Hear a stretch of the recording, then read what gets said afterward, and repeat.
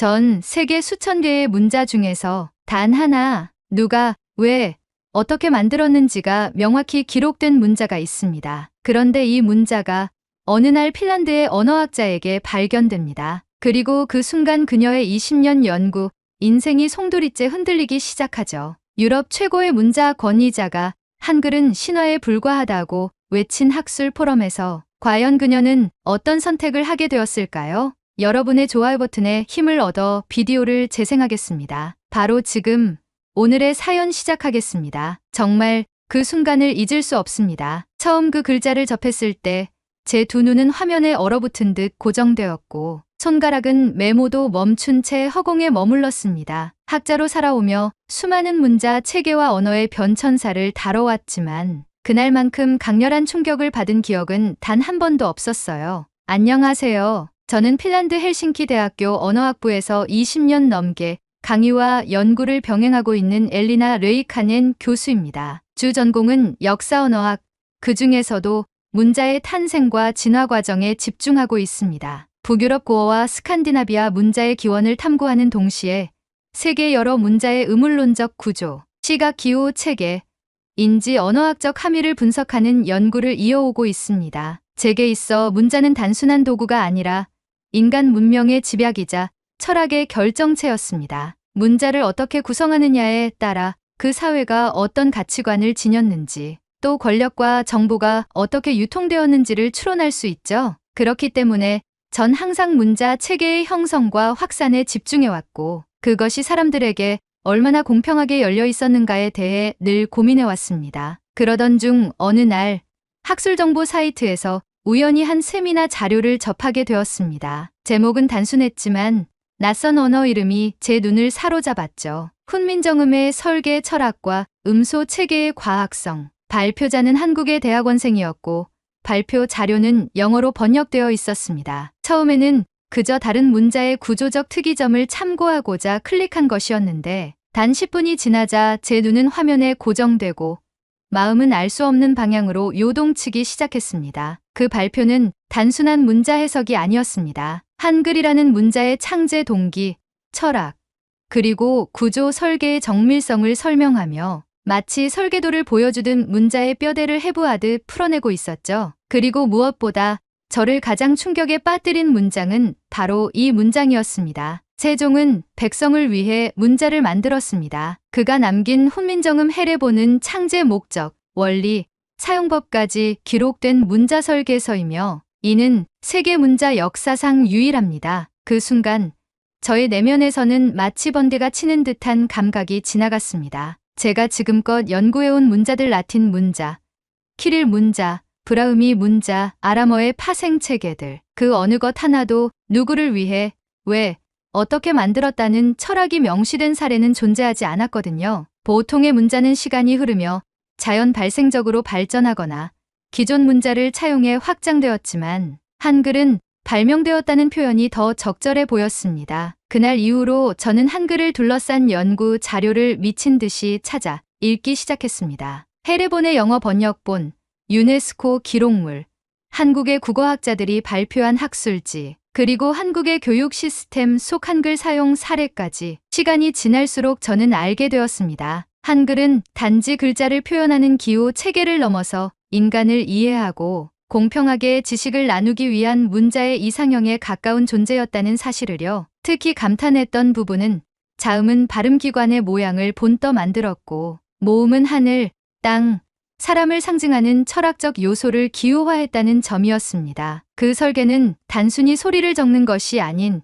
우주의 이치를 문자로 표현하려는 시도였고 이것이 문자 체계라는 기술 안에 담긴다는 사실이 전율을 일으켰습니다. 그 무렵 저는 새로운 연구 프로젝트를 시작하게 되었습니다. 기존 연구와는 달리 이 프로젝트는 처음으로 유럽 중심의 문자 진화사에서 벗어나 문자 설계의 이상을 다른 시각에서 조망하는 시도였죠. 그리고 자연스럽게 이 프로젝트의 중심에는 한글이 놓이게 되었습니다. 주제는 다음과 같았습니다. 문자의 민주성, 세계 문자 설계의 진화와 이상. 이 프로젝트는 핀란드 학술재단의 승인을 받아 국제 연구로 확장되었고 그 결과 저는 서울에서 열리는 국제언어학 포럼에서 발표자로 초청받게 되었습니다. 한글을 처음 접한 후 1년 반 만의 일이었습니다. 처음 이메일을 받았을 때 손끝이 떨렸습니다. 기쁨과 동시에 큰 책임이 느껴졌거든요. 과연 제가 외국인으로서 한문화를 대표하는 문자를 연구하고 논의하는 자리에 서도 되는 걸까? 그런 자격이 제게 있을까? 하지만 제 마음 한켠에는 이런 생각도 있었습니다. 만약 내가 그 가치를 느꼈고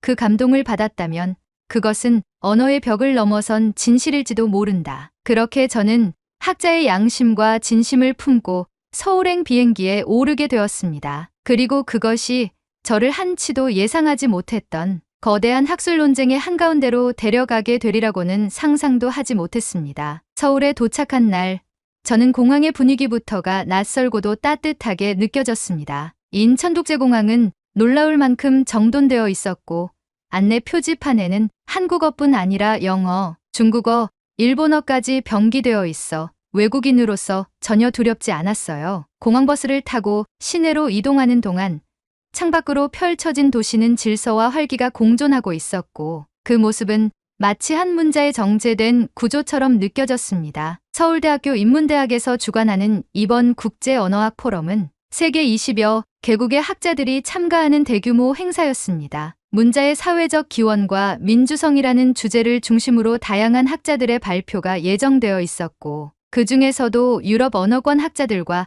아시아 언어권 학자들의 시각이 어떻게 충돌하고 융합할지가 주목되는 지점이었죠. 저는 발표 전날 포럼 주최 측의 배려로 이서연 교수님을 만날 수 있었습니다. 이 교수님은 서울대학교 국어정보학과 소속의 젊은 학자이자 이번 포럼의 공동 기획자였습니다. 그분은 제 연구를 미리 검토한 뒤 매우 진지한 표정으로 말씀하셨습니다. 엘리나 교수님, 한글에 대한 애정이 느껴집니다. 하지만 조심하셔야 할 부분도 있어요. 이번 포럼에 참가하는 일부 학자들, 특히 브루노 박사 같은 분들은 이름을 듣자마자 저는 가슴이 철렁 내려앉았습니다. 브루노 카이저, 독일 튜빙겐 대학의 명예교수로 역사언어학과 문자기원 연구의 세계적인 권위자이자 제가 대학원 시절부터 논문을 빠짐없이 읽어온 학계의 거물이었습니다. 그러나 동시에 그는 유럽 문자 체계의 우월성을 강하게 주장해온 인물로도 유명했고 비서구 문자에 대해서는 다소 보수적이고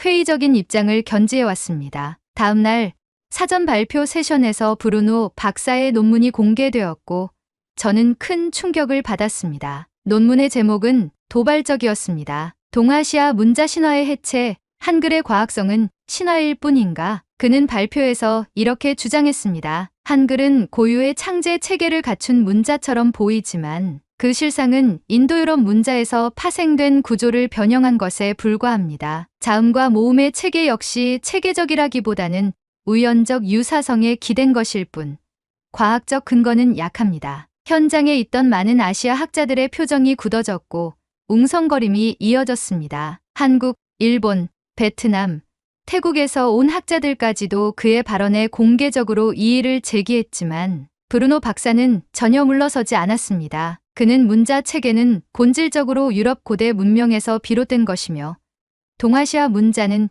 그 파생형에 불과하다는 논리를 반복했고 이는 그 자리에 있던 저에게도 큰 충격이었습니다. 무엇보다 괴로웠던 것은 그토록 존경하던 인물이 제가 그토록 연구하고 감동받았던 한글을 그렇게 일방적이고 편견 섞인 시각으로 바라본다는 사실이었습니다. 이서연 교수님은 저를 조용히 회의장 밖으로 데리고 나가셨고 걱정스러운 눈빛으로 말하셨습니다. 교수님, 내일이 발표일이시죠?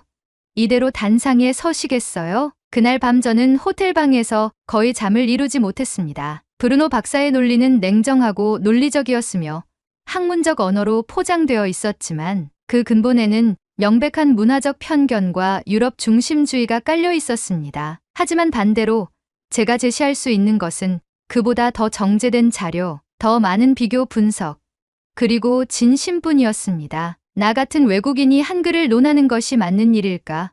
혹시 내 발표가 한국의 학자들에게 폐를 끼치게 되는 건 아닐까? 수십 번 머릿속에서 자문했지만 그럴수록 제 마음속엔 점점 더 뚜렷한 확신이 자리 잡았습니다. 한글을 향한 저의 감동은 단지 구조의 정교함 때문이 아니었습니다. 그 문자의 설계자들이 품었던 사람을 위한 철학, 그리고 그것이 수백 년이 지난 지금까지도 살아 숨쉬고 있다는 사실이었죠. 그것은 유럽 문자들이 잃어버린 혹은 애초에 가질 수 없었던 대중성과 평등성이었고, 그것이 제가 이 문자를 인류의 유산이라 말할 수 있는 이유였습니다. 다음 날 제 발표를 앞두고 마지막으로 이서연 교수님께 말씀드렸습니다. 제 발표는 학문적인 주장만이 아닐 겁니다. 저는 한 학자로서 또 한 인간으로서 이 글자가 얼마나 위대한지를 말하고 싶어요. 그 말에 교수님은 조용히 고개를 끄덕이셨습니다. 그리고 저는 마침내 단상 위로 향했습니다. 포럼 발표 당일 아침,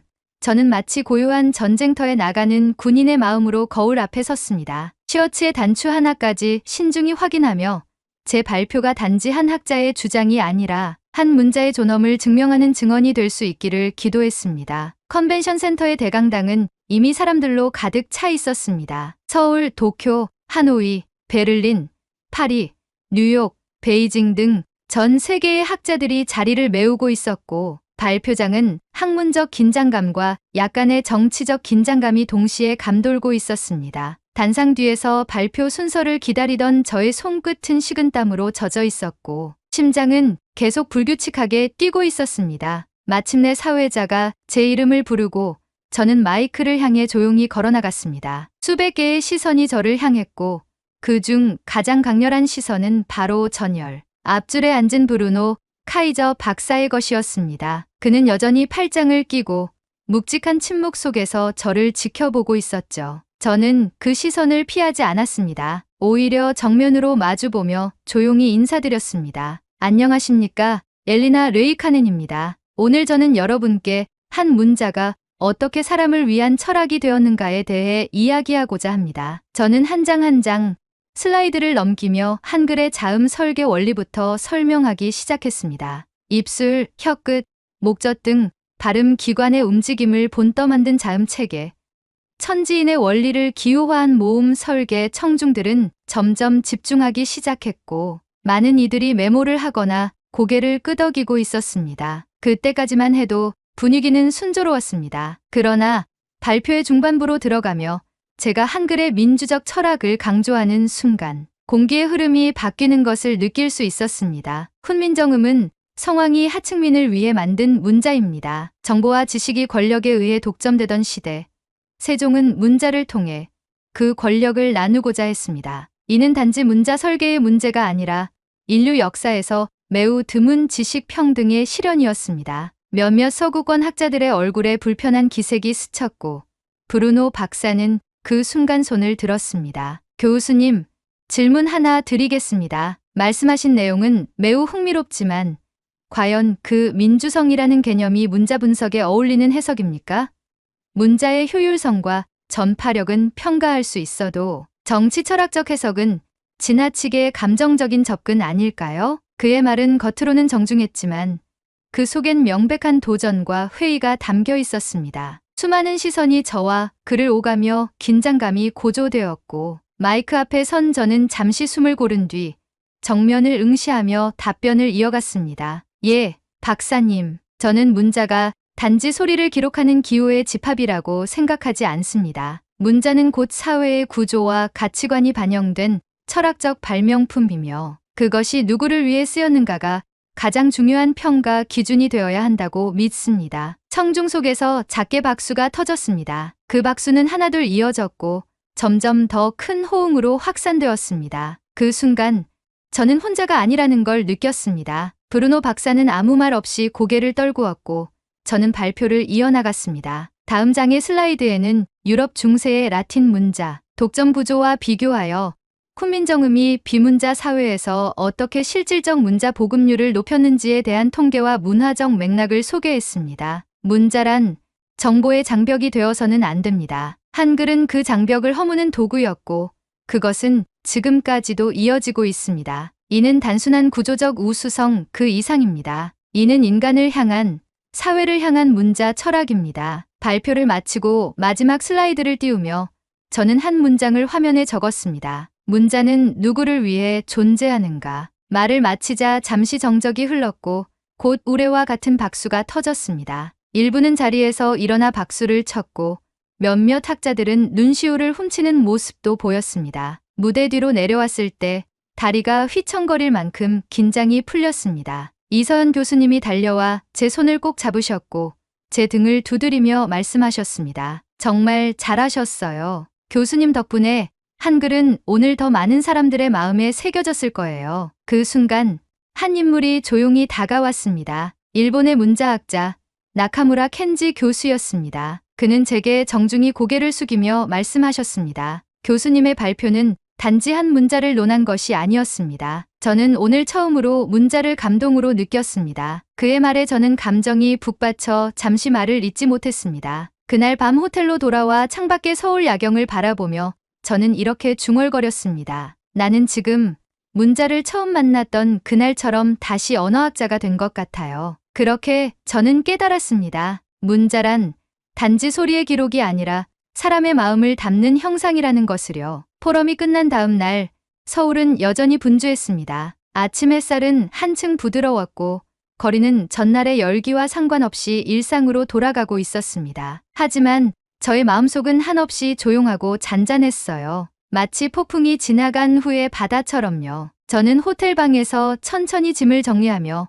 어젯밤 그 박수 소리와 사람들의 얼굴을 하나하나 떠올렸습니다. 낯선 도시의 공기 속에서 그렇게 많은 이들이 제 발표에 귀를 기울여 주었다는 사실이 아직도 믿기지 않았습니다. 발표 전날 밤의 불안과 자책, 과연 이 자리에 서도 되는 걸까라는 질문은 이제 다소 희미해졌고 그 자리에 작지만 단단한 믿음이 자라나고 있었어요. 메일함에는 이미 여러 통의 메시지가 도착해 있었습니다. 포럼에 참가했던 젊은 학자들, 현지 학생들, 언어학을 공부하는 일반인들까지 그들의 메시지는 하나같이 따뜻했고 감동적이었습니다. 교수님의 발표를 듣고 한글에 대한 관점이 완전히 바뀌었습니다. 문자를 공부하는 사람으로서 처음으로 문자에 감동했다는 느낌을 받았습니다. 세종대왕이 왜 이 문자를 만들었는지를 들으며 눈물이 났어요. 그 메시지를 읽는 동안 저는 책상 위에 놓인 작은 해례본 영문 번역본을 꺼내 다시 읽기 시작했습니다. 몇 번을 읽었던 문장이지만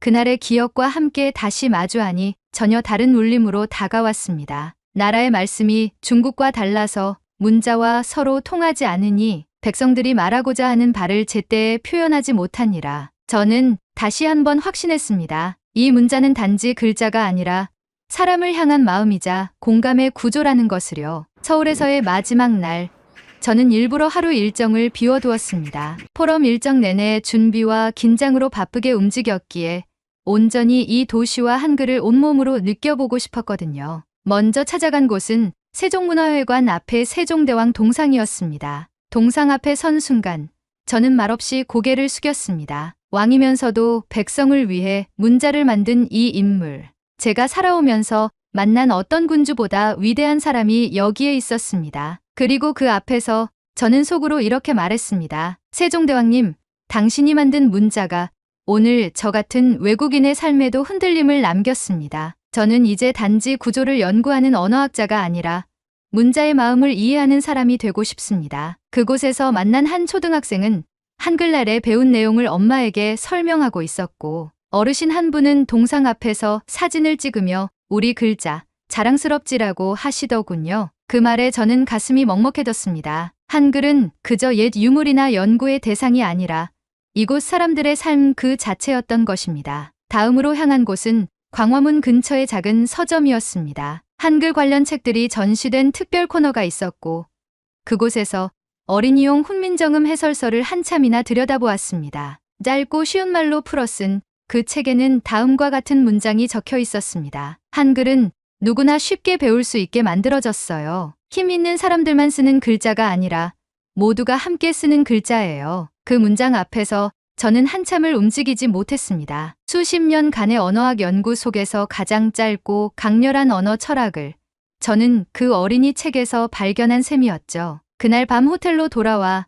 저는 작은 메모장에 그동안의 여정을 정리하기 시작했습니다. 감정이 앞서지 않도록 차분히 그러나 진심만은 흐르도록 써내려갔습니다. 문자는 인간의 발명품 중 가장 위대한 것 중 하나이다. 그러나 위대한 문자란 단지 오래되었거나 복잡해서가 아니라 그것이 누구를 위해 설계되었는가에 따라 결정된다. 한글은 그 점에서 인류를 위한 문자의 이상에 가장 가까운 체계이다. 다음 날 귀국 비행기 안 창밖으로 점점 멀어지는 한반도의 풍경을 바라보며 저는 마음속으로 작별 인사를 전했습니다. 안녕히 계세요. 한글. 언젠가 또 당신을 만나러 오겠습니다. 핀란드로 돌아온 후 저는 새로운 강의를 개설했습니다. 제목은 문자의 인간학. 첫 강의의 첫 문장은 이렇게 시작했습니다. 여러분, 문자를 연구할 때 가장 먼저 물어야 할 질문은 이것입니다. 이 문자는 누구를 위한 것인가? 저는 최근에야 이 질문의 답을 찾았습니다. 그 답은 한글입니다. 그날 강의실의 학생들은 조용히 고개를 끄덕였고 몇몇은 수업 후에 제게 다가와 이렇게 말했습니다. 교수님, 저도 언젠가 한국에 가서 그 문자를 직접 보고 싶습니다. 그리고 이 모든 이야기를 지금 이렇게 제보드리는 이유는 단 하나입니다. 혹시 이 글을 읽고 계신 분들 중 누군가가 한글은 한국인의 문자라고만 생각하셨다면 저처럼 다시 한번 그 의미를 새롭게 발견하셨으면 합니다. 왜냐하면 한글은 사람을 위한 문자이기 때문입니다. 그리고 그 사람에는 저도 여러분도 포함됩니다. 감사합니다. 이 이야기를 보고 여러분은 어떻게 느끼셨나요? 한글이 단지 글자가 아니라 사람을 위한 철학이었다는 사실. 여러분의 생각을 댓글로 남겨 감동 비디오의 마지막을 장식해 주세요. 여러분만의 한글에 대한 감동 꼭 공유해 주시길 바랍니다. 오늘의 비디오가 공감이 되신다면 구독, 좋아요 한 번씩 부탁드리겠습니다. 그리고 여러분의 댓글은 제게 큰 힘이 됩니다. 다음엔 더 흥미로운 사연으로 여러분을 찾아뵙겠습니다. 시청해 주셔서 감사합니다.